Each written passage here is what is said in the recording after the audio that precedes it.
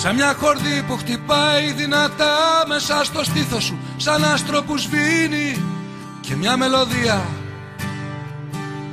που πίσω σ' αφήνει. Η μέρα μου, φως μου, ζωή μου, ψυχή μου, και πάθος και λάθος και τέλος και αρχή μου, μικρή μου, πληγή μου.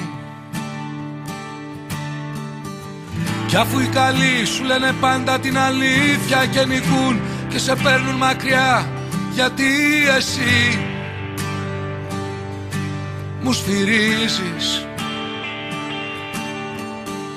Κι αφού θέλεις να βγεις στη βροχή και να χορέψεις με ένα άσπρο μαντίλι, εγώ σ' ακούω.